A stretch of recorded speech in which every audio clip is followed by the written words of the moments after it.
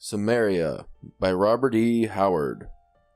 I remember the dark woods masking slopes of somber hills, the gray clouds, leaden everlasting arch, the dusky streams that flowed without a sound, and the lone winds that whispered down the passes. Vista on vista marching hills on hills, slope beyond slope, each dark with sullen trees. Our gaunt land lay so when a man climbed up, a rugged peak and gazed, his shaded eye saw but the endless vista, hill on hill, slope beyond slope, each hooded like its brothers. It was a gloomy land that seemed to hold all winds and clouds and dreams that shun the sun, with bare boughs rattling in the lonesome winds, and the dark woodlands brooding over all, not even lightened by the rare dim sun, which made squat shadows out of men. They called it Cimmeria, land of darkness and deep night.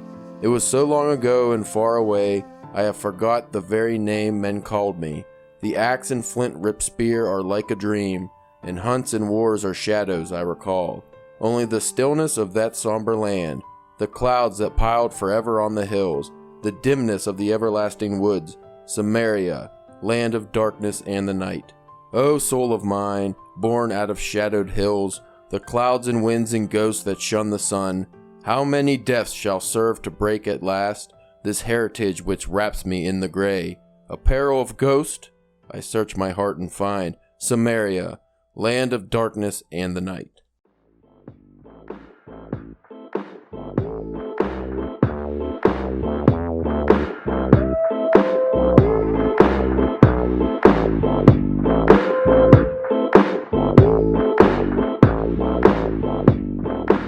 Hey there, readers. You are listening to the first ever DPW BookCast. We need adventure music. I'm your host, Caleb James. With me today is Spencer, the Brythunian Boogeyman Church. I already forgot the name of that place. We're giving Spencer fantasy names from the Conan stories, and I already forgot if it was Brythunia. Bruthamanu. So is this, you don't consider what you and Ashley did before the first BookCast? No, that was the reading inebriated reading challenge. That's a separate series that's going to focus on weird books. Books that are challenging to read, such as maybe 100 Years of Solitude might have, because that's like stretching over long periods of time. But then there's, I'm trying to think.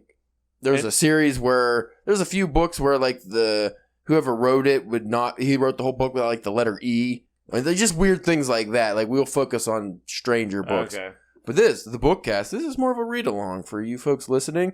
And if you go to the post we did, I think it was like a couple weeks ago, that was telling you the story, not necessarily the guide, but what stories we'll be reading in kind of the order. I'll post those every week. I will also accompany the YouTube link for...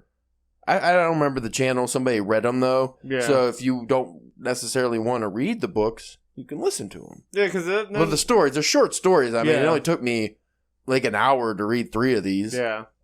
But anyway, that opening poem was the opening of this Conan, the Coming of Conan the Cimmerian collection, which is Robert E. Howard's 17 Conan stories. Is that what it is? Or 13 in this? I think 13. 13 in this, and there's some like incomplete stories and a few other things. This was, it had a foreword, which I really enjoyed. It was only a couple pages. It was by the artist he did all the illustrations for this, Mark Schultz.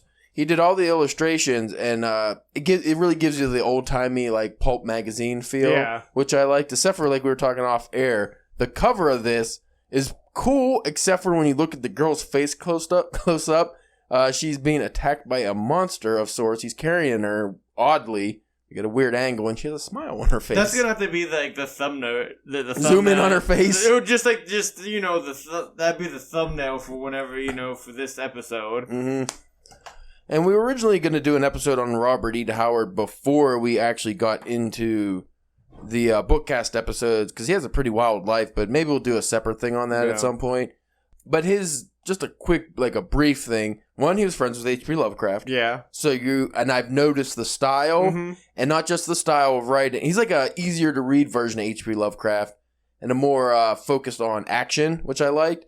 But he also uses some of the occult type elements, like the old ones, and stuff like that. Yeah, I'm really digging that. The way he wrote these, because we were talking too, which we will break down when we do these 3 stories today. He wrote for the pulp magazines, but he actually, unlike H.P. Lovecraft, the main editor of the pulp magazine, Robert E. Howard focused and actually listened to that guy and took his advice and wrote his stories according to how the editor, his fixes pretty much. Yeah. He would go, okay, that'll work, this won't work. And he actually let him get polished that way. Versus H.P. Lovecraft, he wouldn't. If a story got rejected, that's it. He's just done with that story. He wouldn't polish it up and try to... But like H.P. Lovecraft, they both made their money from writing these pulp stories. Because we're reading him, and then I've recently been dipping my toe into the H.P. Lovecraft world myself. Yeah, I want your viewpoint because you're reading these concurrently. Like you're reading both of them. And I just imagine there were a time where you could make like a steady, decent living by submitting stories to a magazine. Wouldn't that be kind of nice? That would be awesome. I mean, I'm sure he wasn't making a lot of money, which also in the introduction explains why some of the stories that might even be in this collection aren't the best, is because Robert Howard had to kind of speed up, when especially if you're publishing adventure stories and things like that every week and you're on a deadline. Because unlike now, a lot of magazines came out weekly and stuff, and they're cheap. That's why they're pulp magazines. But he would kind of have a deadline, so he'd just rush them out. So some of them weren't good. The ones we read so far, I really liked. Yeah. I'm interested to get to one of those bad ones. We'll break down his writing style, too, as we go into these, because his style goes against everything I've been taught, to a degree. Like with, adverbs and adjectives and stuff. I mean, it's not like nowadays when you write, they want you to talk about someone running swiftly. You don't say they ran swiftly or they ran quickly. You're supposed to say, find a way to describe how they run. Yeah. But he just uses quickly, fast, or usually everything with ly. That's what he uses. He loves, deadly, quickly, speedily, hurriedly. He's always adding those. Well, that probably also plays into the medium that he writes in. Like we were saying with the magazines, he probably has a word count. Along with the deadline, there's probably almost so much space. So he can't go on these long... Yeah, because we know H.P. Lovecraft likes to do that. Yeah, and which is also why he was rejected a lot of the times. Robert E. Howard, he also did that probably because these were marketed to young men and kids. Yeah, and teenagers. Easier to read. The pulp magazines.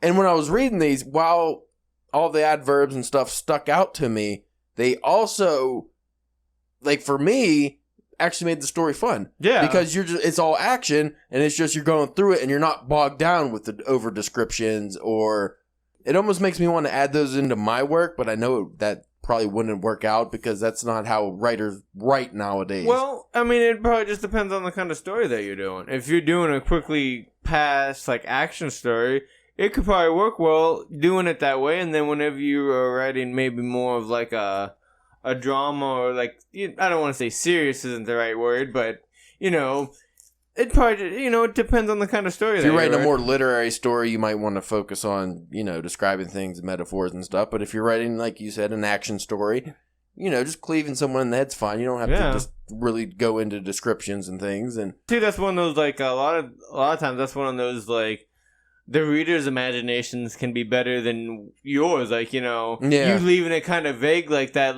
gives them a more openness to, with their own imagination, to kind of figure out what that looks like inside their own head. Mm-hmm.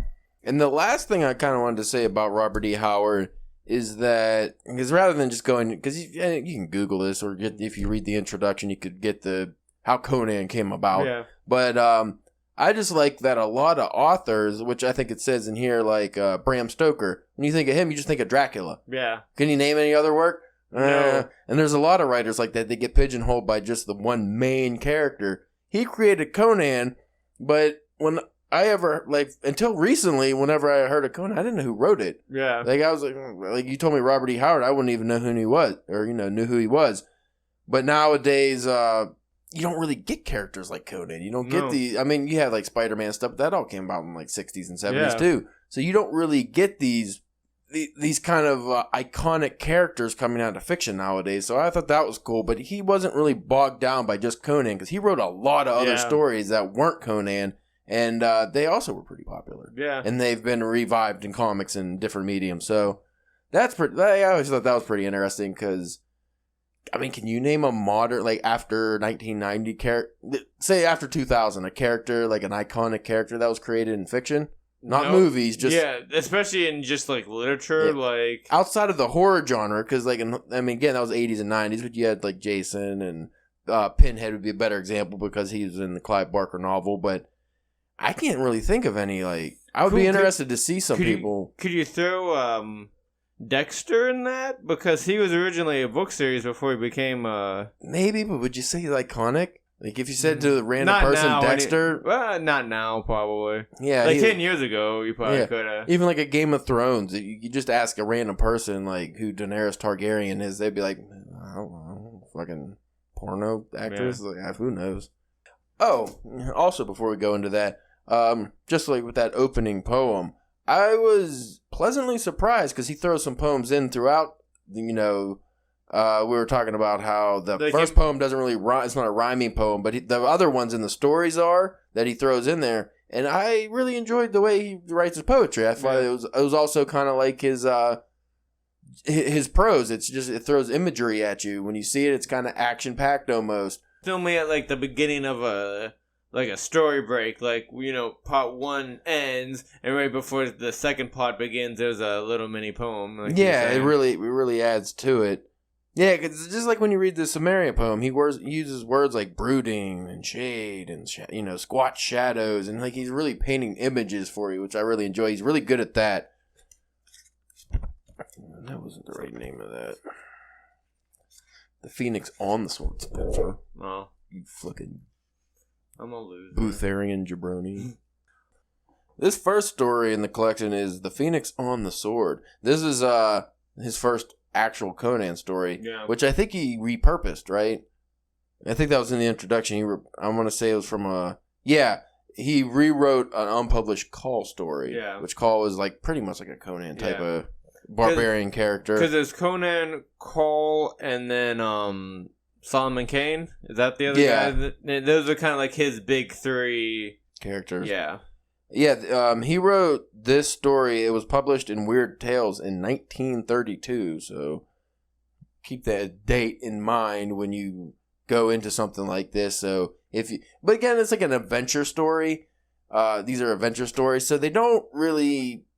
It's hard to date them, really, other than like maybe the writing style. You can't, like, you read some, like you say, you read a Hemingway or something. Obviously, that historical elements, that's gonna be dated. Another thing that Robert E. Howard did, which was cool, which also kind of makes it so it doesn't feel so dated, his fantasy names, like the cities and stuff, they were based on actual ancient city names and things. He might have, like, tweaked them a little bit, but all, like, the names and the writing style in regards to, like, kind of like Greek names and things like that, he kept to actual history. Yeah. So when you go into reading it, it gives a little bit of realism to it, which is kind of cool. Well, this is like if you go into like the back lore of Conan, this is supposed to kind of be like the time before like the Ice Age, or like right before like modern time, or whatever you want to consider that is. So ancient. Well, he also has which is really cool, which I immediately got when I started reading these stories, is kind of, I don't know if this was an actual ideological way of thinking for him, or if it's just something he liked to put in his books, but he has a barbarian versus civilization, like, that's motif, a common theme, So you always get, which... I've been agreeing with the barbarian reading this. Like, right? I'm not even joking. Like, I've been in a few disputes this week at work and stuff, just like talking to annoying people and stuff, and I'm just like... You just wanted to I'm thinking about cleaving them in the head. I was like, this would solve all my problems. And, like, with civilization and, civil society, you have all these laws, dumb rules, and all these ways of doing things. And, if you murder somebody, chances are you're going to end up the same way you would have ended up in barbarian times. It just takes way longer. You're going to get fucking killed somehow.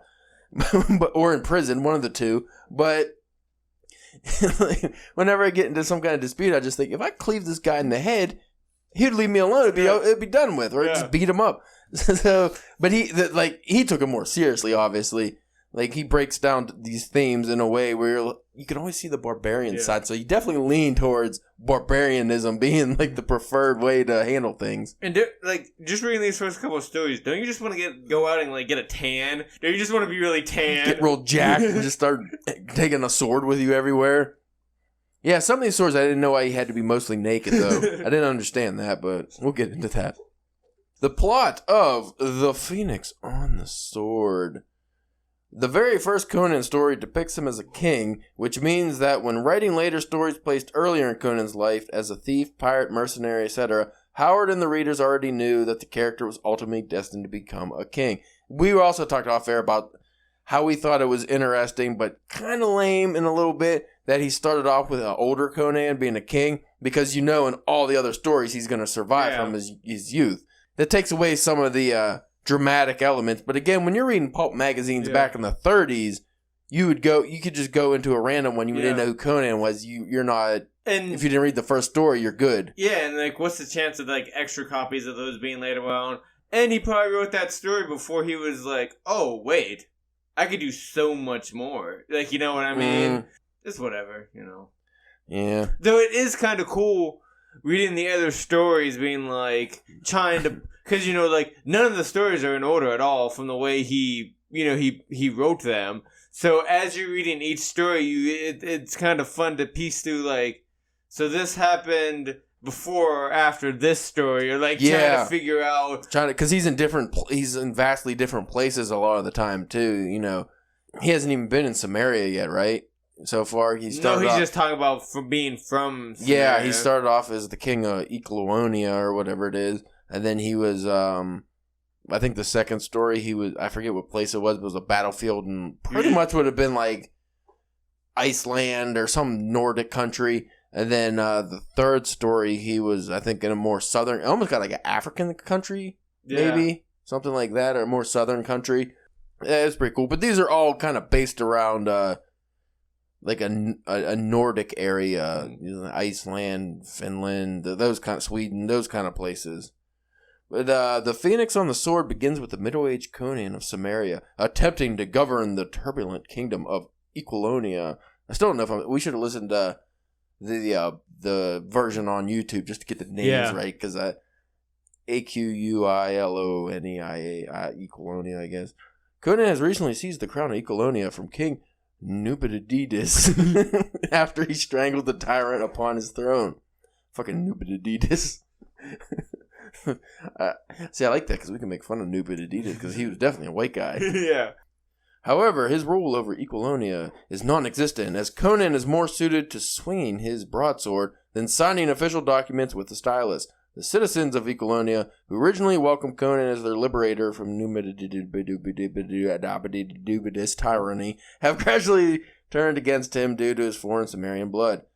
Damn Cimmerians. Can't live with them, but you need them to break and chop up shit. Cleave heads. Yeah, you gotta cleave heads. I love his use of cleave in all these stories, by the way. They're used perfectly throughout, sprinkled just so delicately enough.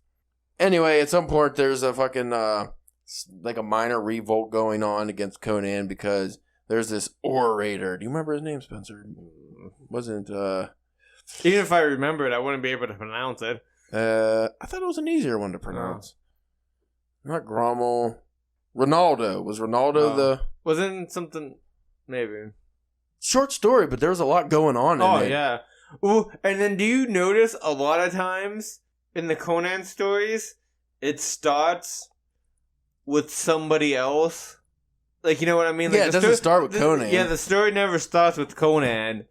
It's, he shows up maybe a page or two later. Mm-hmm. It's always somebody else and how they bumped into him or met him, Which gives him kind of an air of mystery a little bit. It kind of makes him... higher up than everyone else, because if it just started out with, oh, I'm Conan, this is my adventure, and you just from Conan's point of view, okay, you're just Conan. But by having him as this other character that the regular characters bump into, then it makes them more mythological. And it definitely works with the way that of writing, like how we mentioned with like these stories on in chronological order, and just having that openness of it, I think works better if Right.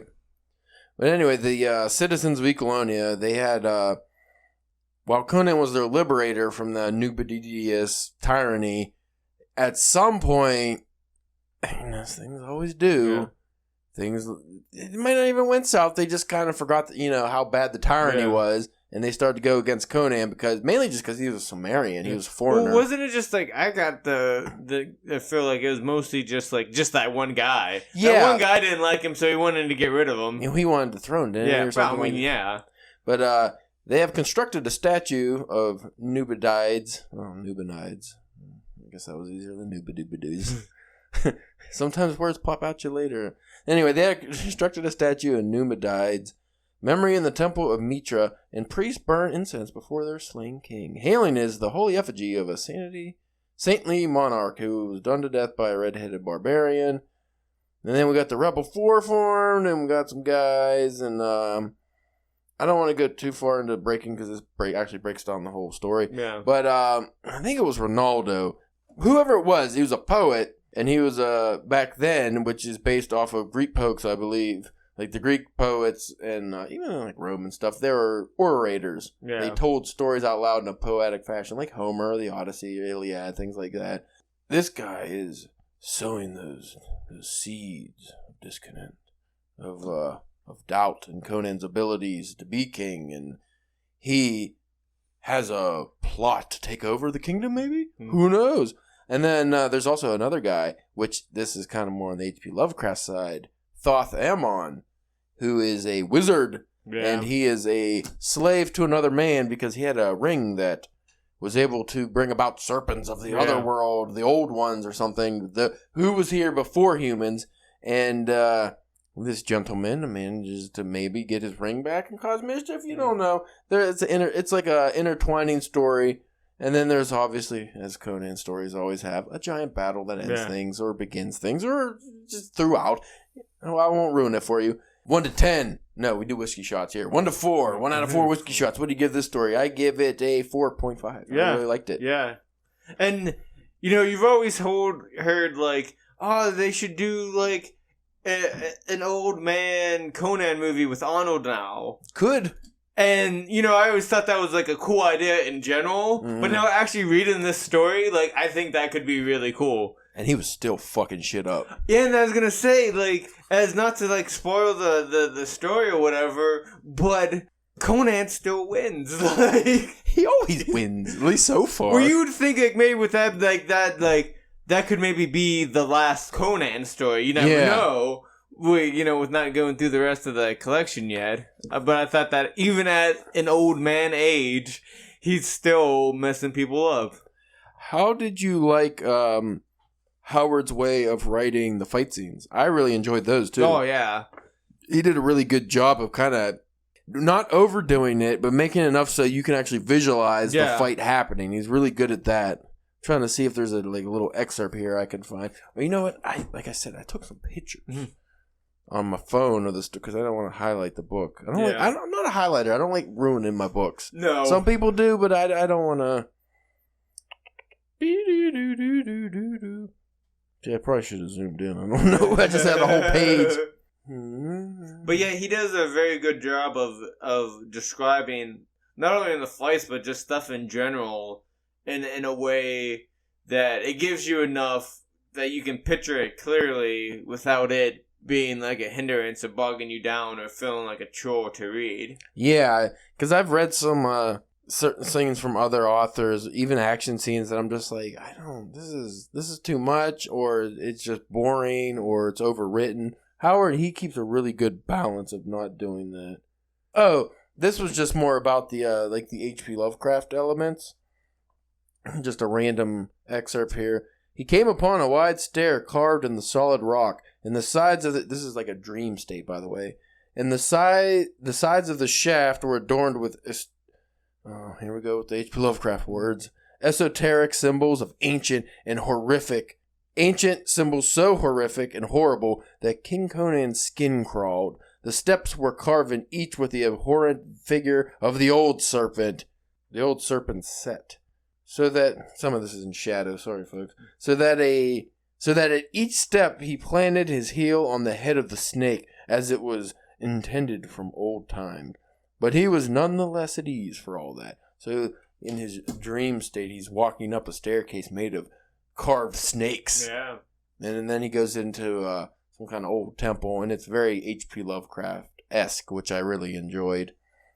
I just like how this one starts. From the wall, this is mid-sentence, from the wall and met the leaping horror with a cast of his axe that had behind it all the desperate power of his electrified nerves. The flying weapon glanced singing from the slanting skull it should have crushed, and the king was hurled halfway across the chamber by the impact of the giant body. Like, you just gotta love how he writes that. Like, it made me feel really shitty about how I write any kind of action scene. I was thinking of, like, recent ones I had a chase scene in one of my recent works, and I was like, well, that's just garbage. Like, I need to really learn how to do this better. Oh, yeah, and there's monsters. Fucking monsters. Yeah, and he always uses words like frenzied fury, like, you know, phrases like frenzied fury and volcanic wrench. Like, he really adds to the imagery because, you know, he didn't just grab somebody and pull. He volcanic wrench. Like, he really rips them. Or his, like, blazing blue eyes and, what was the one he always used for his hair? Black.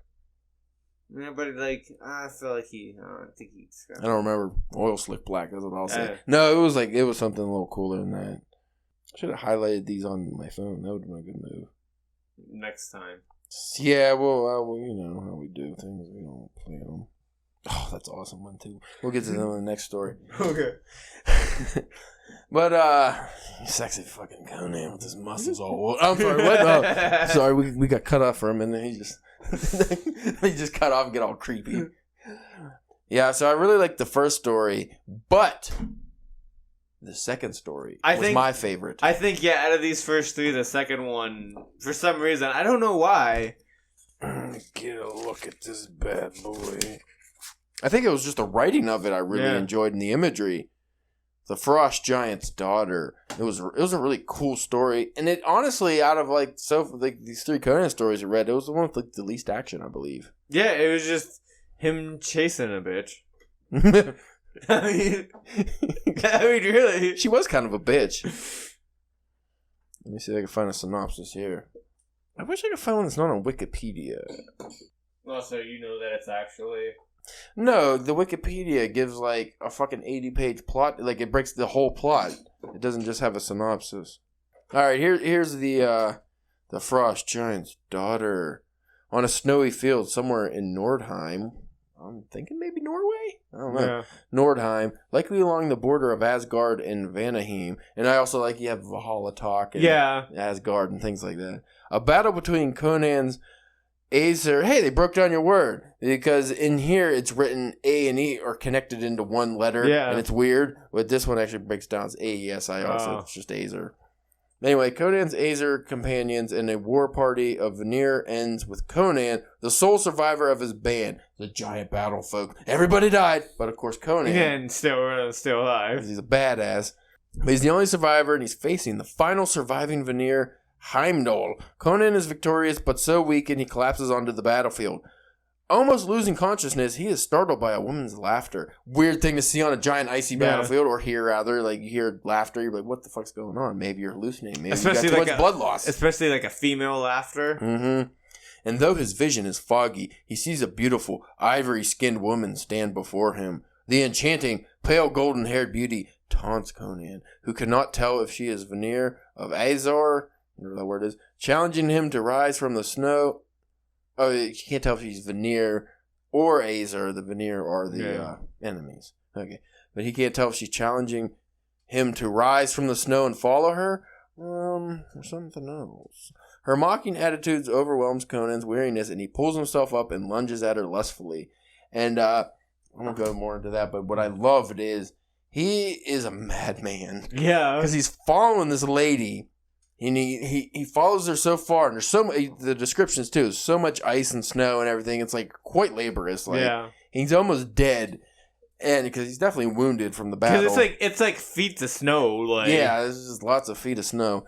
And this lady is taunting him, and she's so beautiful. And like, there's descriptions about her hair and eyes, and everything is like amazing.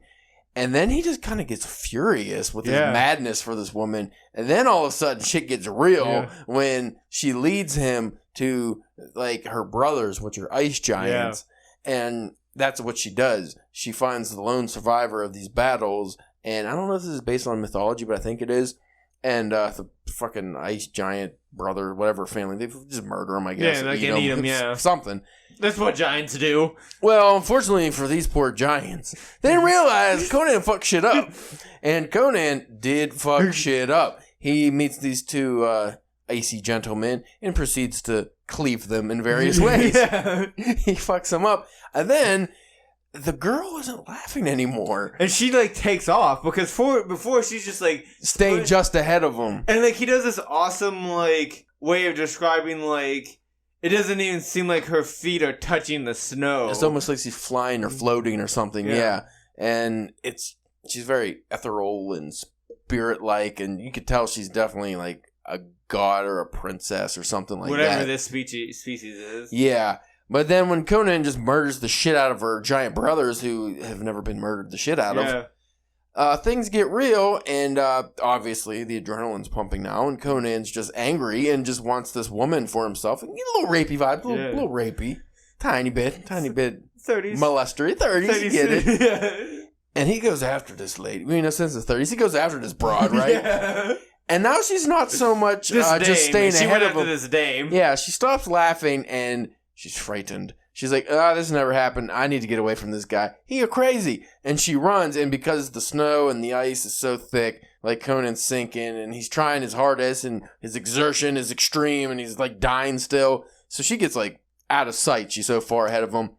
But because he's Conan, he just gets angrier and just goes harder until he catches up with her. Well, and the way he describes, because like he first describes her as like fully being able to see her to becoming very small, like a small blue flame, to barely being able to see her, and then he brings it back to it's a very small flame, barely able to see her. Like, you know what I mean? There was like that paragraph of her getting out of his line of sight, and him just keep on trucking, and her just slowly getting back into his view, frame, and him just getting closer and closer to like. And then he eventually grabs this lady. And there's a very beautiful scene that unfolds. Not for her. And then, he grabs her. She's very skinnily clad. I don't think she's really wearing anything, but like because I think it's just her hair. Like, there's like a some kind of flowy wrap of sorts, because I forget what the word for it was, but except she's pretty much naked. Yeah, that's the way I read it, was that she was just nude. And because it's the 1930s, he forces a smooch on her, and Greg grabs her up a little bit. Lots of squeezing and digging, but then she, her dad's the ice fucking god or whatever, ice giant god man or whatever. So she goes away safely, but the troops. No, he's like makes her burst into flame or something. No, I think she just like disappeared or whatever. Like. Yeah. But then what happened to the old Conan feller is he almost dies, and he's like passed out, and then like some people who were supposed to be in the battle who got delayed because they got another battle, they find him, and he's almost like he's getting like frostbite kind of and stuff. They're like, oh, hey, Conan, what's up, man? How you doing, brother? Yeah. He's like, I'm a little cold, man. You know this out here for a player. Bitches. Like, so Conan, why are you so far away from that big battle over there? Everybody's dead. Well, I saw a lady. I chased her down. She's pretty sexy. I want to get her number, but I was a little fucked up. Oh, yeah, you might imagine that. Like, what are you talking about? Probably hallucinated that. That's not like you're out in the middle of nowhere in ice field. That's probably didn't happen. And then another guy was like, you know what, man? I heard the story that back in my day, because it was like an older dude. Yeah, like this shit definitely happens, man. I know this dude named fucking Tom, and he definitely got murdered by ice giants. I know that happened. They're like, nah, you crazy, Otis. You don't know what you're talking about. Fucking, and then Conan's like, nah, man, it's real, I swear. And then he opens his hand, and he's got the little piece of cloth. Remember? Yeah, that's whatever she was wearing. It was like I assumed it was like a fucking handkerchief or something. I don't remember, like some kind of flowy little thing. And that was a very cool. And again, you don't know really what part of Conan's life that was in. But that leads to the next one, which has, at least you know the next one is cool because that Thoth Amon guy who was in the Phoenix and the Sword, who was the slave, he eventually gets his ring back. I don't know why I was describing the first story in a way that because you're listening to this, you should have read along. Yeah. We're spoiling. This is all be spoiled. This is 1932, folks. You should be caught up. Yeah. Spoiler warning. I should have did that at the beginning. Just spoilers. You know, we're spoiling all the stories. Fuck it. I don't know why I was being so obtuse here. But the Thoth Amon guy, he in the Phoenix on the Sword, he was the wizard turned slave because somebody stole his ring of serpent powers of the evil worlds or something. But he ends up finding the man who has it, and he fucking cleaves him, I believe. Yeah. No, he runs him through, I think. Oh, yeah, you gotta run through. Yeah, you gotta run through, which is cool. But he killed that fella, and then he took the ring back, and then he summoned the demons and stuff, and then that story ended up with Conan fighting a bunch of baddies and also a demon monster. And it ended up like this actual second story where nobody believed him until they noticed the shadow on the ground. They're like, oh, I guess he did. People were dumb back then. Didn't believe anything. But this third story brings this feller back into the picture, but it's that guy's origin, kind of. Yeah. Because it goes into kind of how he got his power, sort of. It explains that a little more. This story is The God in the Bowl. And I really thought this was just going to be about, like, fucking pothead Jesus or something. I was really excited. And I don't want to say this was my least favorite one. Might have been. But it was also really good. I also enjoyed this one. But this story gave me... Also, we agreed last one, 5 out of 5. Yeah. So far out of the story. I mean, maybe... Yeah, we won't remember these enough to judge them by the end. So I'll give that a 5 out of 5. This one I'll give a solid 3 out of 5.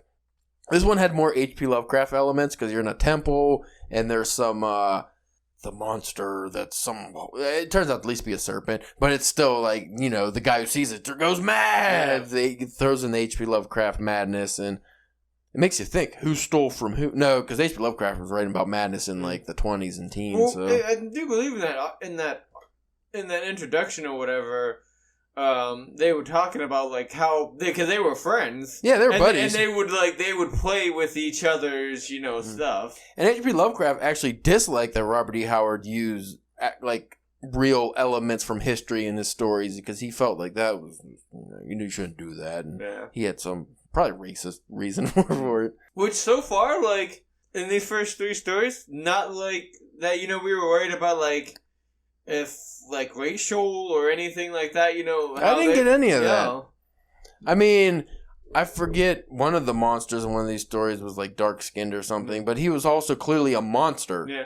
I mean, the most you could do is maybe a little sexist with that Frost Giant's daughter story. Oh, the sexism is definitely blatant with the lady folks. Well, I think that's really the only lady folk talked about.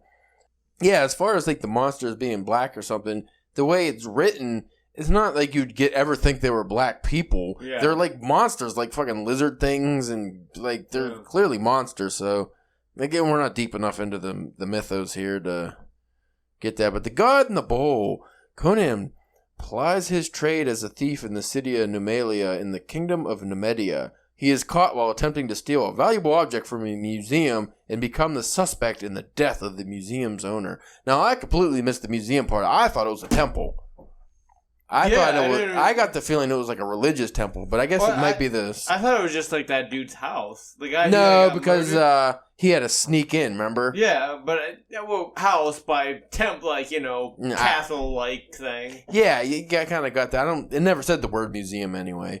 But this one I thought was interesting because Conan was a paid-for-hire thief. Yeah, paid-for-hire thief, and I thought that was interesting because it kind of gives Conan not so much of a heroic element if he's a thief. Yeah. See, the first thieving Conan. Thieving fuck. He's had a vast life here.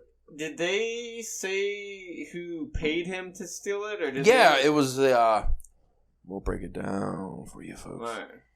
So it starts off, again, like you were saying, this one really goes more into not seeing Conan until later. Because it goes into the Watchmen. I forget his name. These guys all had like Greek names. Yeah. Like Dodius and Panodius and Philomius and Fallopian. Tubodius. With him doing this, I think it really helps him like build up this world in this fiction by... Well, yeah, like this Numidia, like you really get the because this one really depicted his civil society versus barbarianism so far. And you get the feeling that this Cimmeria place is kind of like ancient Greece. Yeah. Like, that's the feeling it gives you, like, their laws. Because they're still, like, barbarian in the way they do it. Because, like, when they catch Conan thieving, they think he's a murderer. But then they're like, well, I don't know, he might be innocent. Well, if we could prove it or not, we'll end up killing him anyway. But for now, like... We'll put him in the... salt mines of sorts. For like 10 years. Yeah. Like, they were really dickheads about their law, but they still went by a rule of law. But anyway, it starts with this watchman fella, and he goes into the museum, and there's a dead guy. Yeah. No. And who's lurking in the shadows? But Conan himself. Why? We'll find out. But obviously, funny is because Conan doesn't think that guy's the watchman. He actually goes to that guy and says, hey, make sure you don't alert the watchman. And then the guy immediately rings the bell. And he's like, what the fuck are you doing? Now the watchman's going to come. And the guy's like, I am the watchman. And he alerted a posse to come. Yeah. So they come immediately. I forget who Conan thought that guy was. Like another thief or something. Or I forget what he thought he was. But then they come in. It's almost like a whodunit. I was just going to say, it's like a Conan whodunit. Yeah. It's like, you know what? I give it 3.5. I boosted this up because I forgot about the whodunit part.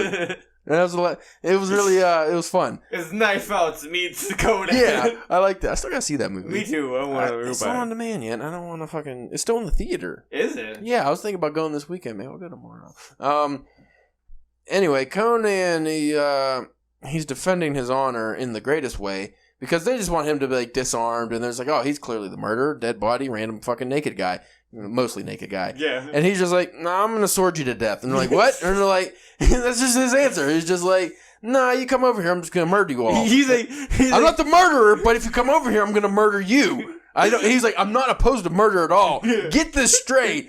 If you bother me in the least bit, you even irritate me, I'm probably going to chop your head off. But I did not kill that guy. Yeah. And I kind of make, like, the Robert Blake style. I didn't kill her because I was going to my car to get the gun when she was killed. Yeah. Well, Conan's is a little better. His is, I didn't murder him, but I love murder. Yeah. So even though I've murdered lots of people, and I would definitely murder that guy if I wanted to, I did not murder him. And the fact that he was like, and you can come over here and do something, and you might actually be able to do something, but just know, I'm taking a lot of you guys to hell with me, just so you know. Every story, well, the first story and that story both had the same element of him just way overmatched by all these people, and he's just like, nope. I'll die, but you're all coming with me. Like, I'm going to kill everybody. And that's just his great character. He just murders everybody. So these guys go through the whole done it. There's one guy who kind of believes Conan, or at least thinks maybe he's innocent. Which is like the most unbelievable part of the story, if you really think about it. Like, this one guy was just like, why wouldn't this guy be the murderer? I think he just didn't want to get murdered. And then he was the Inquisitor, too. Yeah. And then there was another guy who's like one of the head guys. He's the big tough guy. And he's like, nah, that fuckface definitely did it. Which is reasonable to assume. And then they end up having to bring in, like, they break down the story. They find out where this fucking, the dead guy, he was like, I don't know. I would say the curator of the museum, if we're going museum talk. I thought he was like a priest or something. Yeah, like I thought the guy in charge. Yeah. But he had, for lack of a better term, an accountant. Yeah. I forget what the guy was called back then. Not a scribe, but something. This is this little wienery guy, which I like him too, because he's like so scared of everything, and he's wienery and bubbling and fat. And then there's like a coachman or something who drove that guy around. So they're all brought into questioning. The dude's just dead right next to him. And Conan's just sitting there with his hand on his sword, just like, just waiting. And they just keep like being like, well, he clearly did it. And then they're just like, yeah, maybe he did it. Because he got the sword, the weapon that would easily kill guy. But the guy got strangled to death. Yeah. And that's where it was. And Conan's like, I would have just chopped his head. And they're like, he looks like the guy who would chop heads. I don't. That's it. They actually say that. They're like, he doesn't look like the kind of guy that would strangle. He looks like he would chop his head. And then they get the wienery guy, they interrogate. Long story short, it turns out the fucking priesty guy was trying to steal some shit. And he had like the God and the Bull. It was like this metal tube thing, a bowl thing, and there was this whole nonsense with that Thoth, Amon, whatever that guy's name was. The wizard guy from the first story with the serpents and things like that. And then, just to cut out that stuff, because you can read that for yourself. Conan ends up just murdering everybody. Like, there's a huge battle. He doesn't murder everybody, I'm lying. There's a huge battle, and they go fight, and there's lots of, like, he just got fucking sword in the leg and like a lot of ear cut off, a lot of gruesome injuries. I think maybe a guy got hit in the nutsack real hard. Like a lot of gruesome injuries, but only a couple people actually died. And I forget what instigated them fighting Conan. Did he just get pissed off finally? I think. I can't. Oh, what it was is they asked him, was like, hey, this goes back to your previous question, who made, because Conan's like, that was the funny thing too, Conan's like, I didn't murder anybody, I'm just a thief, I just got hired to steal some shit, and then they're like, well, you'll probably be in the salt mines for 10 years, and he's like, yeah, fuck, I will. Like, you get to, like, Conan's gonna murder everybody at some point anyway. And I do like there's points, like, he's not perfect, like, he messes up, like, I forget the object, but they mention it. He, like, perks up and, like, that's what you came here to steal. And he was like, no, not me, not Conan. I was going to steal something else, but not that. Just kind of looking for, like, a necklace. I was just looking for the shitter, to be honest with you. Yeah, broke in through yeah, because he describes how he broke in and stuff. But what it was, because they end up finding the guy lurking outside, it's the governor's son. Yeah. And the governor's son hired Conan to steal, I forget what it was, a goblet or something. And then, yeah, because he's like, you hired me, and he's like, no, I didn't. And yeah, because like, you fucking did. Conan was like, I had the honor of not mentioning your name until just now, and the guy's like, nah, you should probably just kill this guy. He's definitely lying. And then that's what set Conan off, because he's like, well, that's where the justice, the civil society justice versus the barbarian comes into play, because he's like, this is really stupid, and you're wasting my time. I'm just going to kill all of you, and then I won't have to worry about any of this. And then he chops some people up, a couple people die, a lot of gross injuries. And then everybody runs scared because while they're looking through, this is some shadow monster they might or might not be seeing. And they send the wienery guy into the one room. He's like, hey, there's something in there. You go fucking look at it. And the guy runs out and he goes mad. And then, the madness. And everybody sees the monster and they run out or something. And then Conan goes and chops its head off because that's what he do. But let me see if I can find the last thing, because it was like kind of a haunting. It's something that would like haunt Conan. I want like a literal like head count of how many people he's killed or like took their head off. He definitely took a lot of heads off. He could definitely have like an actual head count. Yeah, but this is how this particular story ends, because he does go in and he fucking like kills the monster of. The way it's described, it's just like this thing that draws mad. Like, it's just, you can't, it's almost like H.P. Lovecraft, almost undescribable, but he actually describes it a little bit. And then once it's dead and stuff, it turns out to be like a serpent, and it was like one of the old ones or gods or something. And the Cimmerian came with a desperate leap and a humming slash of his sword. The beautiful head rolled from the top of the screen in a jet of dark blood and fell at his feet, and he gave back, fearing to touch it. Then his skin crawled, for the screen shook and heaved with the convulsions of something behind. Conan had seen and heard men die by the scores, and never had he heard a human being make such sounds in the death throes. There was a thrashing, floundering noise, as if a great cable were being lashed violently about. At last the movement ceased, and Conan looked gingerly behind the screen. Then the full horror of it all rushed over the Cimmerian, and he fled. Nor did he slacken his headlong flight until the spires of Cimmeria faded into the dawn behind him. The thought of Set was like a nightmare, and the children of Set who once ruled the earth and who now sleep in their nighted caverns far below the black pyramids. Behind that gilded screen there had been no human body, only the shimmering headless coils of a giant serpent. So the Set is like how H.P. Lovecraft has the old ones. The Set is like this ancient cult type of thing. But, like, he ran away. Yeah. Like, he murdered the thing, but then he just got the fuck out of Dodge. He's like, oh, I ain't fucking taking this shit. So even Conan gets frightened of things. He's like, bye, Felicia. So I thought that was kind of a more humaning element to it. Like, it kind of made him more human than just this fucking mindless barbarian that kills everything. He does have fear and stuff. He just chooses to overcome it by murdering everybody. Yeah. So, I'm looking really, like, it was really hard for me not to go into the next Conan story. Yeah. Like, we agreed on 3 Conan stories, and now I kind of wish it was 5, because I didn't realize how fast these would be to read, for one, and that has a lot to do with the language, and, especially me, because I've been reading such fucking dense literature lately, that when I got into something like, oh, this is nice, this is kind of nice. It's like moving without your weighted vest on. Yeah. Yeah, I'm like, Goku and Piccolo. I take off the heavy shit, and I'm just flying around. So, have you gotten anything out of the writing style of old Conan the Barbarian? The biggest would be, and we've talked about this already, but the description of things and people and all that kind of stuff. Well, I think if you took Robert E. Howard's his writing style and just maybe cut out a lot of the adverbs and stuff and just kind of fleshed out some of the...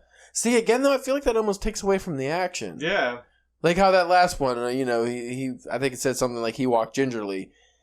That's a lot easier to say than, he was hampered as he walked because his leg... Like, describing why he's walking gingerly. I feel like that just... The way Robert E. Howard wrote was to move the story forward. Yeah. Constant motion. Like, these stories, they're constant motion. No. Not one part of these stories were bogged down. No. Which makes why it's so hard to just, like... Even if you're tired and you're reading a Conan story, you're not just going to cut out mid-Conan story. Yeah. Like, all right, I got to one of the kind of like a chapter break in it. I can, I'll read it next. No, you're just like, continue that shit. Yeah. Like, keep it rolling. It's an old page turner, if you will. Yeah. Which is how they had to write back then because... Again, serial fiction, selling things. Yeah, you just wanted to keep... The work had to keep coming out, but you also needed something that's going to make the reader... If you're publishing a weekly magazine, it's almost like comics. You want the reader to be like, oh, shit, what's going to happen next? I really need to pick up the next one. So not just like end it on the cliffhanger, because he really doesn't end these chapter parts on cliffhanger so much. It's just the writing style is so fast-paced and pushes you and like with such action that you just really, really crave the next part of it, and you want to see how the story ends. Which is, I wanted to bring this up in my classic literature group, but I just didn't feel like getting in the conversation yet, so maybe we'll have it here. Where would you rate this on the classic literature scale? Because obviously this isn't going to be like a Hemingway, but I feel like he actually would be a better writer than Hemingway when it comes to descriptions and maybe even some metaphors and stuff. Because Hemingway was very watered down, but he's classic literature. Yeah. So I'm interested to see like what your opinion on... I mean, I would, but I'm also not the greatest person to describe... Not well versed in like a lot of the classics. I'm just now kind of dipping my toes in the older literature kind of things now.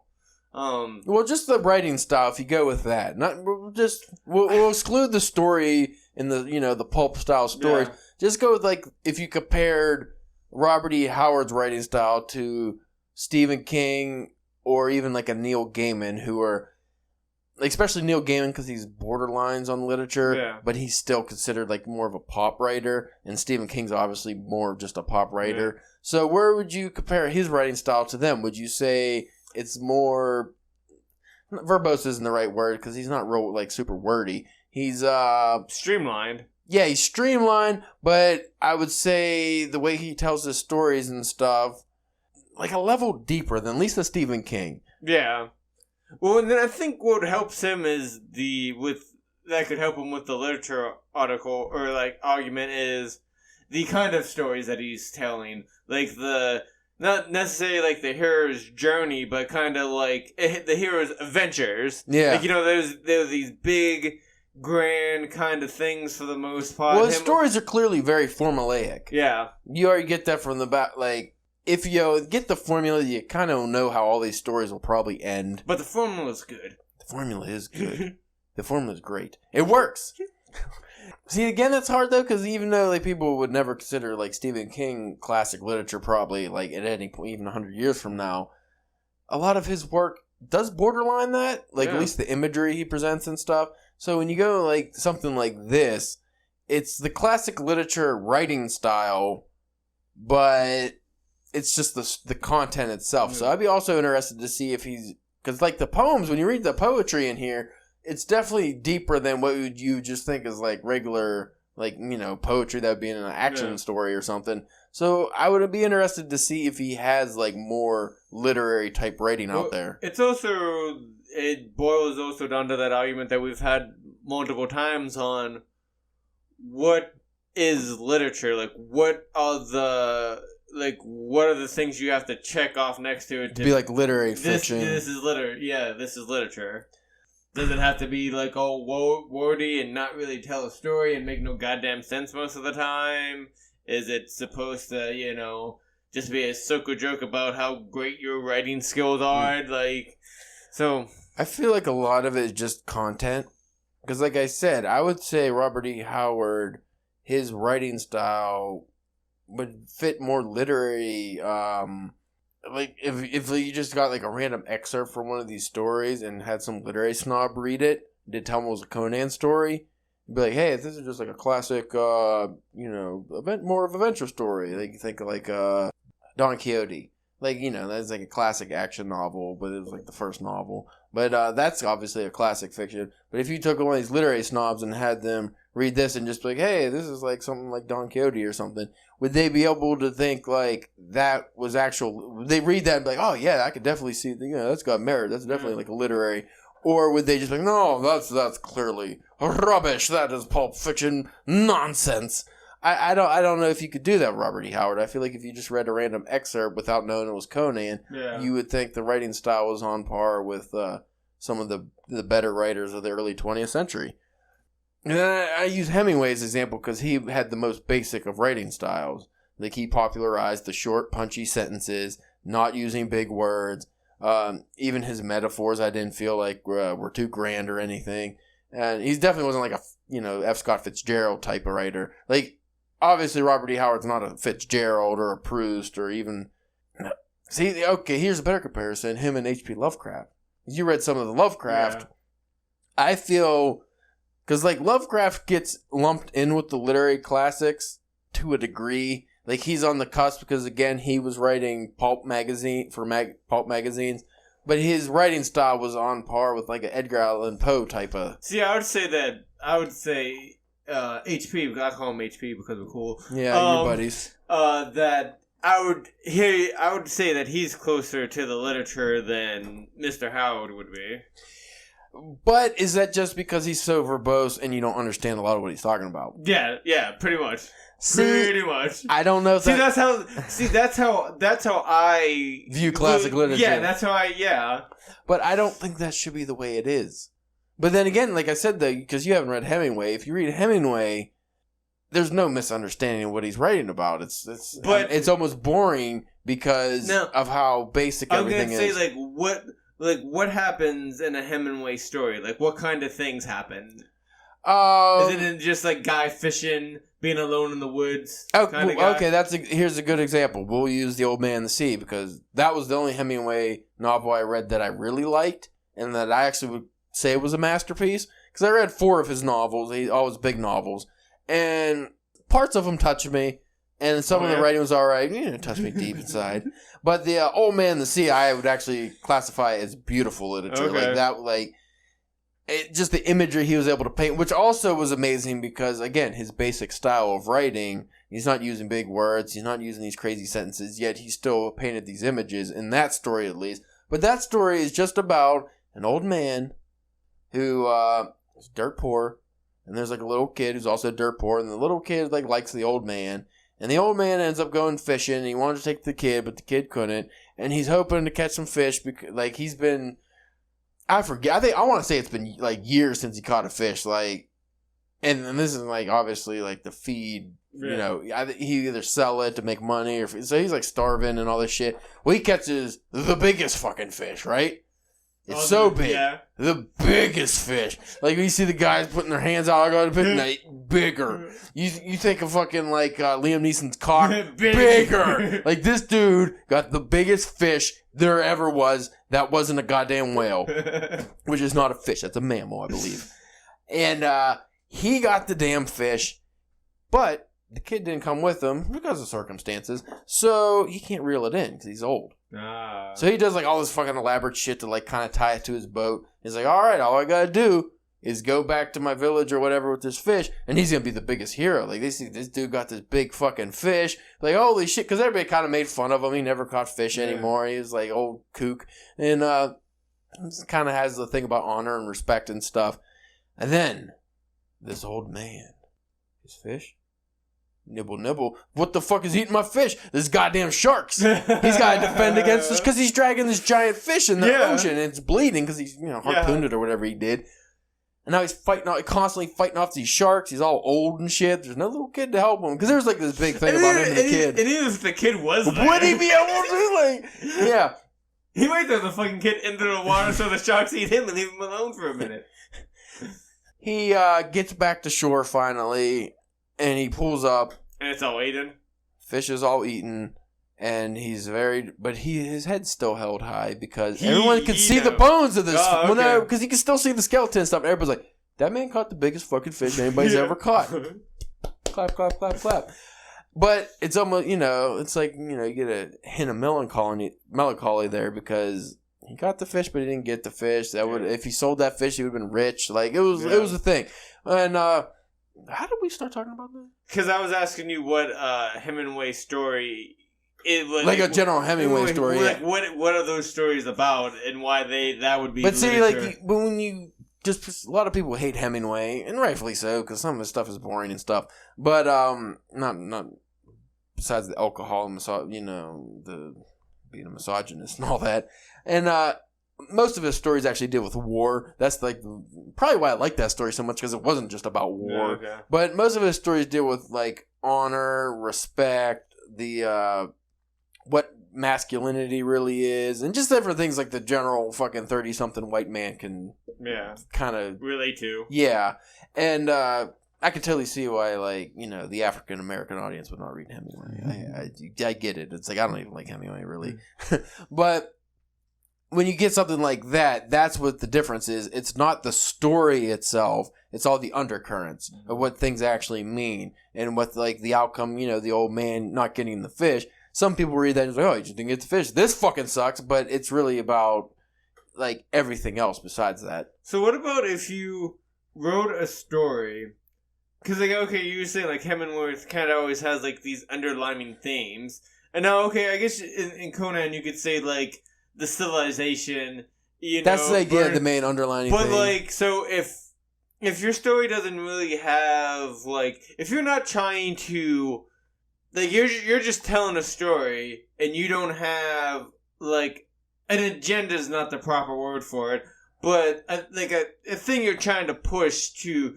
Can that still be considered literature, even if it's... Well, here, I will give you a perfect example of how you could kind of differentiate that. Because sometimes I hate when people get too wrapped up in a story and like, oh, this represents that. That's supposed to be like... Or the guy thought it would be cool for the story, Yeah, yeah, I feel you, because sometimes, like, people... there's a South Park, the Scrotum McBooger Balls episode. Yeah. They, like, reading into this shitty... They just wanted to gross people out, but everybody read into it like it was, something different. But anyway, you said, like, all these undercurrents and themes and things like that. Can you consider something a classic literature without having that? Yeah. And I would present to you Robert Louis Stevenson's Treasure Island. Because Treasure Island's just about swashbuckling pirates. Yeah. Like, I didn't really get too many... Because, like, for the most part, unless you're writing, like, just really cheesy adventure books or something, like, because even, like, a Princess Bride or something, there's always themes. Yeah. There's always undercurrent themes that, if you are really observant, you'll get. Whether it's coming of age or what love actually means or how to, respect your spouse, just whatever thing. Like, all these stories have that for the most part, and I don't think Conan is any different in that regard. So, why would a Treasure Island be considered classic literature, but Conan isn't?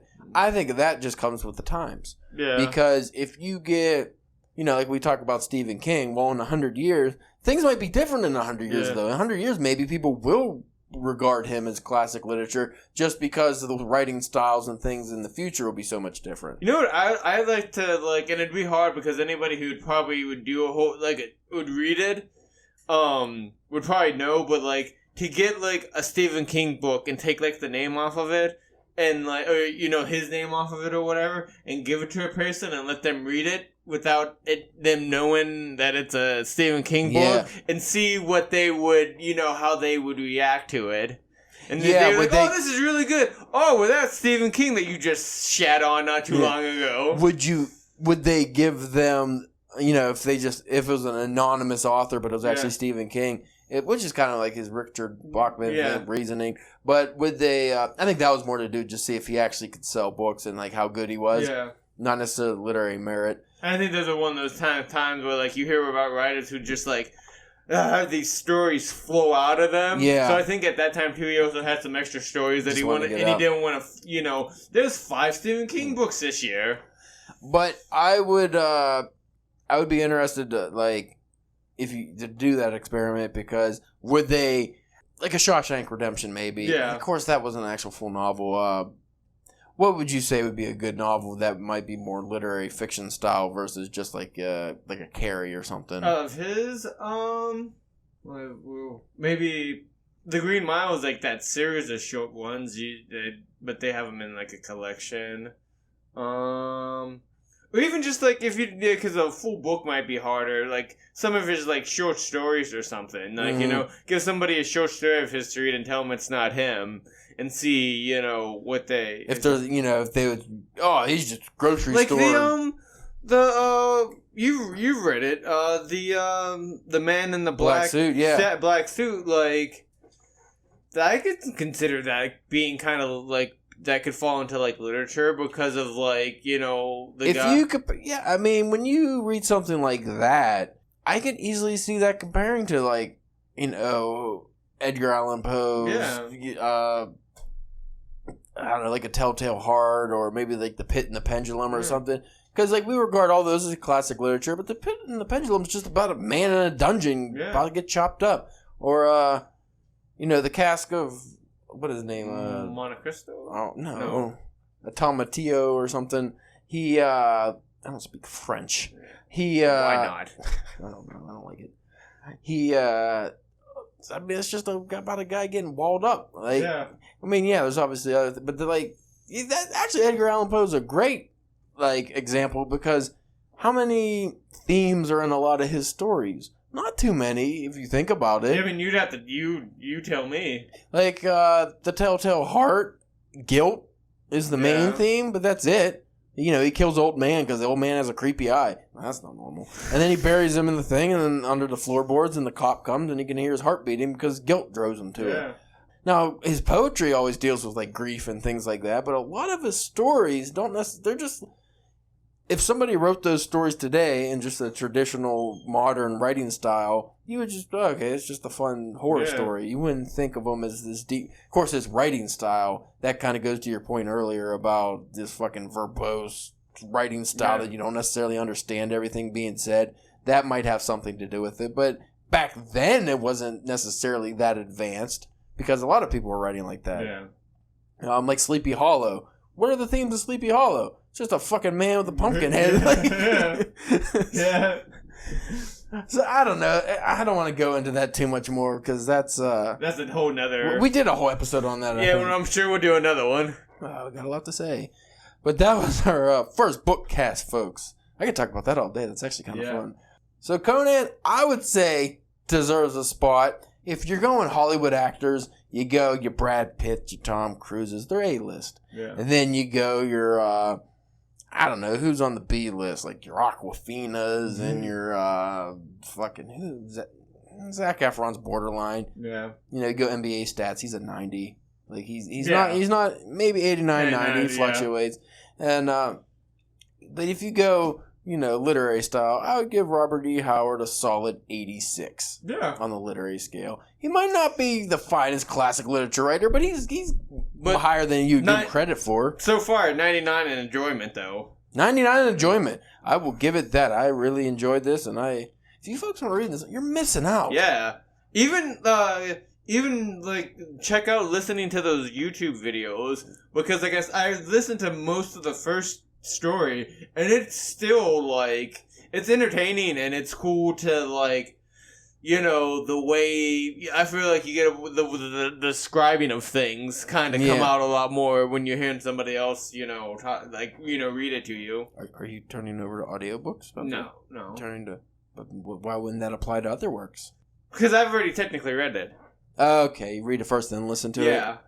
Makes sense. Like we said, we were trying to thought about listening to make sure we didn't fuck up all the names that we did fuck up during this episode and all the other episodes following this I will series. be sure in the future episodes to listen to some of the pronunciations of... I can't even pronounce pronunciation. Oh, man, we're ridiculous. I have been drinking. Leave me alone. But I will be sure to check out the videos to get at least somewhat of a better pronunciation of these names. And, maybe actually read the names out loud more. For the next... Yeah, what are we doing for the next ones? Well, I think the next two are kind of longer, actually. Yeah. Well, we're on the Tower of the Elephant. That's the fourth story. Starts on page 59. And then the one well, let's put it this way. We read... Because, from the Cimmeria, which is the poem, to the Tower of the Elephants, the beginning of that, is 59 pages. And I read, like I said, I read that in like an hour. Like, it really went fast. So we should probably read more stories than just 3. Let's not declare what we're on the podcast what we're gonna read. They'll know that beforehand when we do. Like, you know what I mean? Oh, you mean on the Monday post? Yeah, like. All right. Just in case if we change our mind on how much or what, like, you know what I mean? I like the way you think. Do you think the Black Colossus? That might be the racist one. That would. Oh, man. And then all of a sudden you notice a lot of weird... You got the Queen of the Black Coast. Iron Shadows in the Moon. How do you say this word? It starts with an X. Zuthal? The Pool of the Black One. You know what? I think maybe we will be going for a little bit of a ride, Spencer. We might actually, Oh, this one's just the N-word. Oh, no. Oh, wait, no, sorry, that's H.P. Lovecraft. Shit, wrong show notes. I guess this will be posted after Monday, so... This episode I'm going to have on Tuesday for you fine folks, if you're listening. But after this week, all of the BookCast episodes will be on Fridays. So Mondays we'll post what you should be reading. Fridays will be the actual publishing of the episode. And we'll have our normal episodes for Tuesday. Sound good? Sure. Yeah, all right. If you folks want to check out the... very, very pathetic reading guide. It's just me saying, this is what we're going to read. You can go to drunkenpenwriting.com, hit up the old Twitter, and give us a like and a follow. You can't like on Twitter. I mean, you can like our post. That works. Like our tweets. Our post, that'd be so fucking particular.